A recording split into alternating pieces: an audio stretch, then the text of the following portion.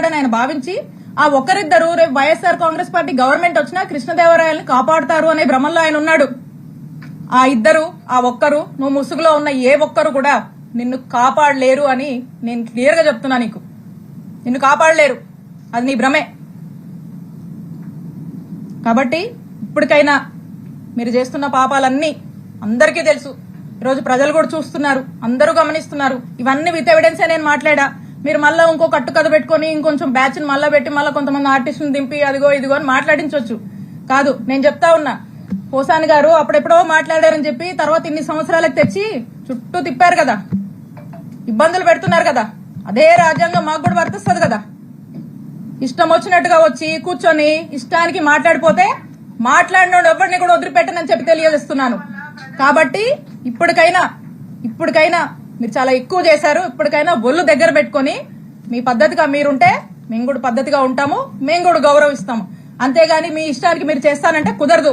ఒక్కటే తెలియజేస్తున్నా, మాకు టైం వచ్చినప్పుడు చిలకలూరుపేట నుంచి వడ్లమూడి విజ్ఞాన యూనివర్సిటీకి ఎంత దూరం ఉందో వడ్లమూడి విజ్ఞాన యూనివర్సిటీ నుంచి చిలూరుపేటకు కూడా అంతే దూరం ఉంటుందని గుర్తు చేస్తా ఉన్నా. కాబట్టి ఏది మీరు ఎన్ని ఇల్లీగల్ కేసులు పెట్టినా, ఎన్ని ఇల్లీగల్ గా మీరు కట్టుకథలు వెళ్ళినా, మీరు ఏం చేసినా కూడా మాకు ఇన్స్టిట్యూషన్స్ మీద నమ్మకం ఉంది. మేము లీగల్ గా ఫేస్ చేస్తాము. ప్రజలు అన్ని గమనిస్తున్నారు. ప్రజల మనసులో ఇప్పటికే ఒక ఆలోచన ఉంది, కానీ మౌనం వహిస్తున్నారు. సమయం వచ్చినప్పుడు మంచిగా బుద్ధి చెప్తారు. కాబట్టి ప్రజల మీద మాకు నమ్మకం ఉంది, మా నాయకుడి మీద ప్రజలకు నమ్మకం ఉంది. టైం వచ్చినప్పుడు ఖచ్చితంగా ప్రజలు మీలాంటి వాళ్లకు, మీలాంటి ఇల్లీగల్ పనులు చేస్తున్నటువంటి ప్రతి ఒక్కరు కూడా బుద్ధి చెప్తారని తెలియజేసుకుంటూ, మరి మీ అందరికి కూడా తెలియజేస్తున్నాను, ప్రతి ఒక్కరు కూడా వీళ్ళ వెనకాల ఉన్న వాళ్ళకి, ఇంకా వీళ్ళ వెనకాల ఉన్న వాళ్ళు అందరూ కూడా ప్రజలకు సరైన సమయంలో బుద్ధి చెప్తారని తెలియజేసుకుంటూ థ్యాంక్ యూ. గత ప్రభుత్వంలో మీ నాయకుడు కోట్ల రూపాయల భూముల్ని తక్కువ రేటుకి ఇచ్చాడు. మీ నాయకుడు తప్పు కూడా ఉందంటారు కదా, మీ నాయకుడు తప్పు కూడా ఉంది కదా. నేను చెప్తుంది ఏంటి, రాజకీయాల్ని వీళ్ళు ఎలా అడ్వాంటేజ్ తీసుకున్నారు, మా పార్టీలో ఉన్నప్పుడు ఏ విధంగా అడ్వాంటేజ్ తీసుకున్నారు అనేటువంటి విషయాన్ని నేను చెప్తా ఉన్నాను. ఇక్కడ తప్పు ఒప్పులు అంటలేదు. నేనేమంటున్నాను, కారు చౌక్కి కొన్ని ఎకరాల భూమిని కాజేశారు, తీసుకున్నారు, మా నాయకుడు చుట్టూ తిరిగి ఏ విధంగా అడ్వాంటేజ్ గా ఏ విధంగా లబ్ధి పొందారని చెప్తున్నా. మాకు అలాంటి అవసరాలు లేవు. మేము అలా రాజకీయాల వల్ల లబ్ధి పొందాలనో, రాజకీయాల వల్ల అడ్వాంటేజ్ అవ్వాలనో మేము అనుకోలే. మేము పూర్తిగా ప్రజాసేవ చేయాలనుకుంటాము, నిజాయితీగా వచ్చి సేవ చేయాలనుకున్నాం. మా నిజాయితీయే మా బలం, మా నిజాయితీయే మమ్మల్ని కాపాడుతుంది. మేము నీతివంతులుగా ఒక మంచి పరిపాలన చేశాము.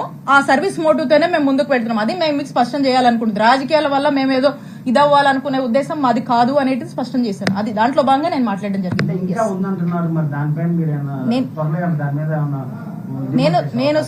నేను స్పష్టంగా చెప్పాను, విషయాలు చెప్పాను. దాని డీటెయిల్స్ కూడా అఫీషియల్ గానే గవర్నమెంట్ దగ్గర ఉంటాయి. ఇంకా దాని గురించి ఎందుకు చెప్పాను కదా. Yes, next. ఇద్దరు రాజకీయ నాయకుల మధ్యన మీరు ఎదుర్కోగలుగుతారా? ఇక్కడ ఇద్దరు ముగ్గురు అనేది కాదన్న విషయము. This is about public and public's perception. Public కి తెలుసు, జనానికి తెలుసు, ప్రజలకు తెలుసు మంచి నాయకుడు ఎవరు, ప్రజల సమస్యలను ఆలకించే వాళ్ళు ఎవరు, ప్రజలకు ఏ ప్రభుత్వం మేలు చేయగలుగుతుంది, ఏ నాయకుడు మేలు చేయగలుగుతాడు, ప్రజల మనిషి ఏ నాయకుడు. జగన్మోహన్ రెడ్డి గారంటేనే జనం ఎంతో ఆదరణ, ఎంతో మంది ప్రేమ, అభిమానాలు జగన్మోహన్ రెడ్డి గారికి ఉన్నాయి, మా నాయకుడికి ఉన్నాయి. అతని మీద ఒక నమ్మకం ఉంది. మా నాయకుడు జగన్మోహన్ రెడ్డి గారు అంటేనే క్రెడిబిలిటీ. ఈరోజు ఆ మాట అంటే మాట మీద నిలబడతాడు అనేటువంటి ఒక నమ్మకం ఉంది.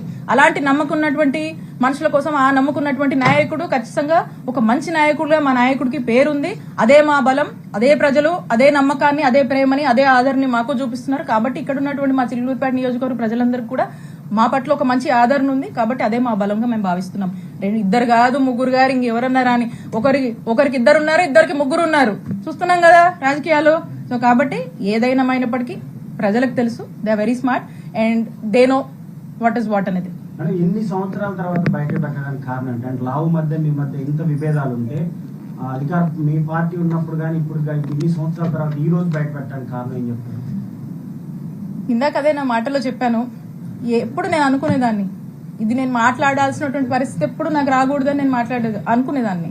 కానీ ఈ రోజు అదే నేను అప్పుడు మా పార్టీ ఇంటిగ్రిటీ కోసం నేను మాట్లాడలా. ఈ రోజు కూడా నేను మాట్లాడాలనుకోలే. నిజంగా దీన్ని నేను మాట్లాడాలనుకుంటే, రాజకీయంగా దీని రాజకీయాల కోసం మాట్లాడాలనుకుంటే వారు పార్టీ మారినప్పుడు నేను మాట్లాడి ఉండొచ్చు,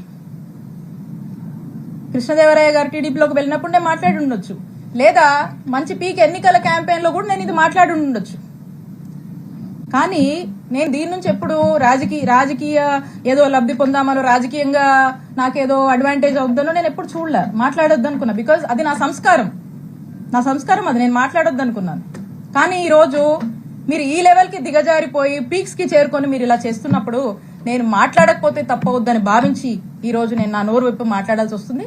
కేవలం ఈ రోజు మీరు చేస్తున్నటువంటి విధానాలు చేస్తున్నటువంటి తీరు నాకు నచ్చక ఇక తప్పదేమో అని చెప్పి మీ నిజ స్వరూపం ప్రజలకు తెలియాలి అనేటువంటి ఉద్దేశంతో నేను ఇదంతా కూడా బయటపెట్టి మాట్లాడడం జరుగుతా ఉంది.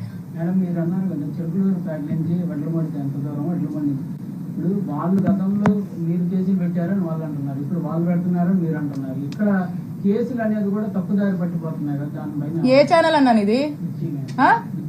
నీకు కేసులు ఎఫ్ఐఆర్లు చూస్తుంటే కూడా నమ్మకపోతే నేనేం చెప్పాలి చెప్పు? వాళ్ళు అంటున్నారు, మీరు అంటున్నారు. కాదు నేను అంటుంది ఏంది? ఎట్లా పడితే అట్లా ఎక్కడ చూపించండి. ఇక్కడ నుంచి మొదలు పెడితే ఇక్కడ నుంచి బత్తిల్ స్టేషన్ అంట, అక్కడ నుంచి పులివెందులు అంట, మళ్ళీ అక్కడ నుంచి ఇటు అనంతపురం తెస్తారు, మళ్ళీ ఇటు కృష్ణా జిల్లా తీసుకెళ్తారు. ఏటెటు తీసుకెళ్తున్నారు? ఎప్పుడన్నా విన్నారా ఇది? బిఎన్ఎస్ 111 సెక్షన్ ఆర్గనైజ్ క్రైమ్ ఎప్పుడన్నా విన్నారా మా టైంలో? మీరు ఇది వినలేదు కదా, మేము చేయలేదు అలాగా. వాళ్ళు చెప్పేదానికి దీనికి పొంతం లేదు అసలుకి. మేమన్నీ ఎఫ్ఐఆర్లు, సాక్ష్యాలు ఏం జరుగుతుందో మీరు రెగ్యులర్ గా పాలిటిక్స్ ఫాలో అవుతున్నారు కదా, మీ క్లారిటీ ఉండొచ్చు, ఉండాలి. లేకపోతే చెప్పండి ఏ కేసు ఏందో, మాకు దాని గురించి కూడా కూర్చొని మాట్లాడుకుందాం. కాబట్టి కళ్ళకు కట్టినట్టుగా రెడ్ బుక్ పాలిటిక్స్ ఏ విధంగా రాజ్యం వెళ్తున్నాయి అనేది మనకు స్పష్టం అవుతుంది. ఇంకా కూడా మీకు అర్థమవుతుందంటే you have to update. Yes, next. మీరు ఇప్పుడు అన్నారు కదా నెక్స్ట్ కంపల్సరీగా మా ప్రభుత్వం వస్తుంది, మేము కూడా చూపిస్తామని అంటున్నారు కాబట్టి నేను అంటుంది చూపిస్తామంటే వరుస పెట్టి ఇట్లా చేస్తామని నేను అంటలేదు.